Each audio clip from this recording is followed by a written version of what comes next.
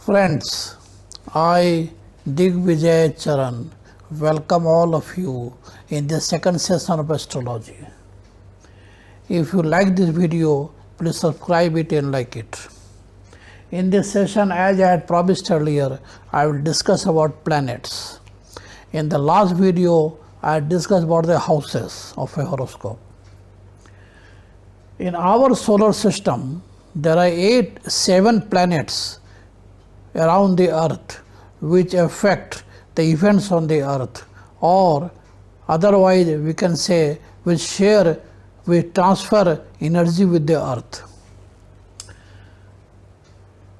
So these seven planets are represented by digits. 1 and 8 represent Mars. 2 and 7 represent Venus. 3 and 6 represent Mercury. 4 represents Moon.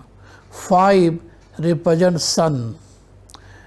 9 and 12 represent Jupiter. 10 and 11 represent Saturn. So there are 7 planets represented by digits. There are 2 shadow planets which are not represented by any digit. These are shadow planets, means they do not have any physical existence. They are simply energy system. These 7 planets are also energy system, but they are physical body. But Rahu and Ketu are shadow planets which do not have physical existence and they are not represented by any digit. But Rahu and Ketu are very important. I will explain about this in the coming videos. So as such, total there are 7 planet and shadow planet together combined, 9 shadow planet combined which affect the earth. Now in our solar space, total space is 360 degree. This space can be divided into 12 parts. So each portion is called a Rashi. So 12 into 30, 360. So around the earth, the whole space of 360 degree can be divided into 12 parts, and each area is Rashi. There are 12 Rashis, as I have listed here. 1 is Aries, 2 is Taurus, 3 is Gemini, 4 is Cancer, 5 is Leo, 6 is Virgo, 7 is Libra, 8 is Scorpio, 9 is Sagittarius, 10 is Capricorn, 11 is Aquarius, 12 is Pisces. Now these Rashis have the ruling planets, governing planets. As you know, 1 and 8 represent Mars. So Aries and Scorpio are ruled by Mars. Now I can explain here, Aries and Scorpio, both 1 and 8 are ruled by Mars. Their governing planet is Mars. Now 2 and 7, Taurus and Libra are ruled by Venus. Gemini and Virgo, 3 and 6 are ruled by Mercury. 4 is ruled by Moon. 5 is ruled by Sun. 9 and 12, Sagittarius and Pisces are ruled by Jupiter. 10 and 11 are ruled by Saturn. So all the Rashis have ruling planets. So each Rashi has a dedicated governing planet. Now in the horoscope, if you see your or anybody's horoscope, there are digits placed like this. If first house shows 1, means first house is Aries.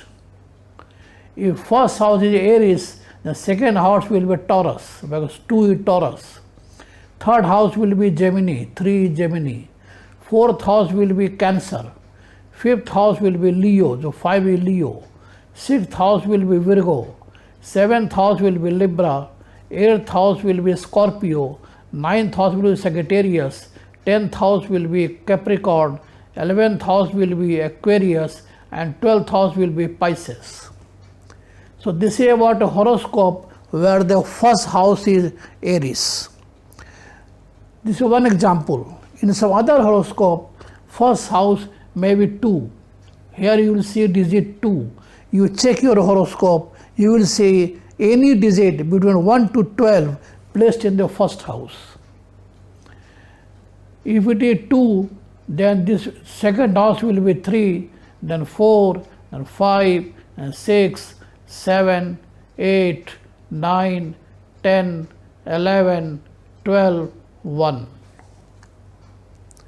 So those horoscopes were 2 written in the first house, so 1 will come in the 12th house. You can go anti-clockwise. If the first house is 3, then second house is 4, then 5, 6, 7, 8, 9, 10, 11, 12, 1 and 2. So in any horoscope, first house has a digit either ranging between 1 to 12, any digit can be here. If it is 12, second house is 1, then 2, 3, 4, 5, 6, 7, 8, 9, 10, 11. So starting from the first house, you have to go anti-clockwise and put the digits. Anti-clockwise and put the digits. And each digit is representing a Rashi, which I have shown here with the governing planets. So this is the basic design of any horoscope. You have 12 Rashis and 12 houses. So each house will represent one Rashi. For example, the 8th house in this example is a Scorpio. That is 8 written here. It may be any other Rashi depending on the design of the horoscope, as I explained just now. Now this is about the Rashi and the houses. Each house has one dedicated Rashi. Now about the planet placement. A planet can be placed in any of these houses. For example, in this horoscope which I have given here, 1 is Aries. It is ruled by Mars. So ownership of the first house is with Mars. Now Mars can be placed in any of the 12 houses, including the first house. It can be in its own house, that is first house. It can be in second house. It can be in 7th house. It can be in 11th house. So in this horoscope, Mars, ruler of first house, can be in its own house or any other house. The result will change depending on which house Mars is placed. If Mars is in the first house or 8th house, it means Mars is in its own Rashi, because 1 and 8 both are represented by Mars. Or I can say Aries and Scorpio both are ruled by Mars. So Mars will be in its own Rashi in the first house and 8th house. Similarly, Mercury will be its own Rashi in the 3rd house and 6th house. Sun will be in its own Rashi in the 5th house.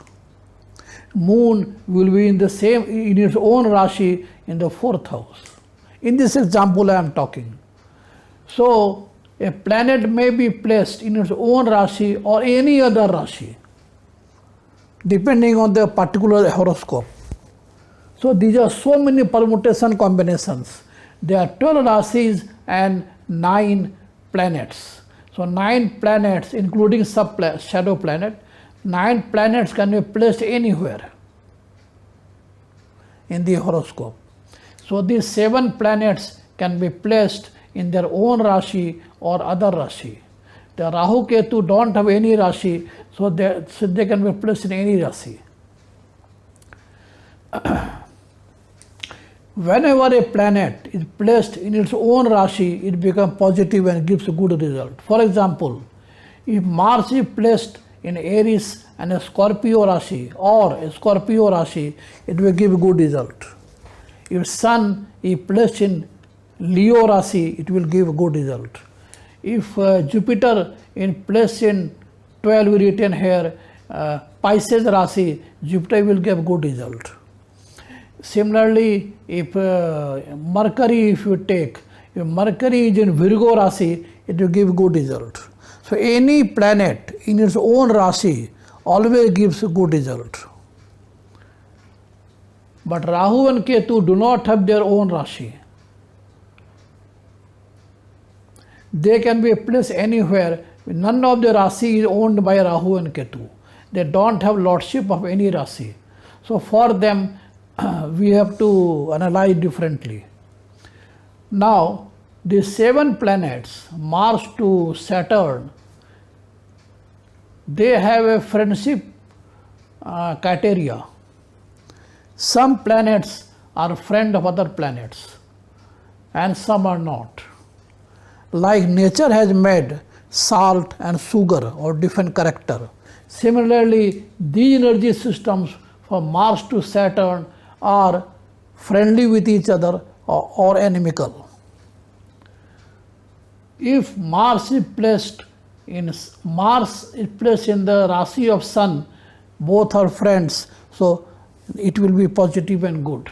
If Sun is placed in the Rasi of Mars, it will be positive and good, because Sun and Mars are friends. So if a planet is placed in own Rasi or friend's Rasi, it becomes positive. For example, if Sun is placed in Aries or Sun is placed in Scorpio, it will give good result. Or if Mars is placed in Sun Rasi, that is Leo Rasi, Mars will give good result, because Sun and Mars are friends. Similarly, Venus and Saturn are friends. If Saturn is placed in Taurus Rasi or Saturn is placed in Libra Rasi, it will give a good result. Venus, if placed in Capricorn Rasi, ruled by Saturn, will give good result. Venus placed in the Rasi of Saturn, that is Aquarius, it will give a good result. So any planet, if it is placed in its own Rasi or friend's Rasi, will give a good result. So in the next video, I will explain about the friendship chart and discuss in detail how we can arrive at the result obtained out of that. Thank you.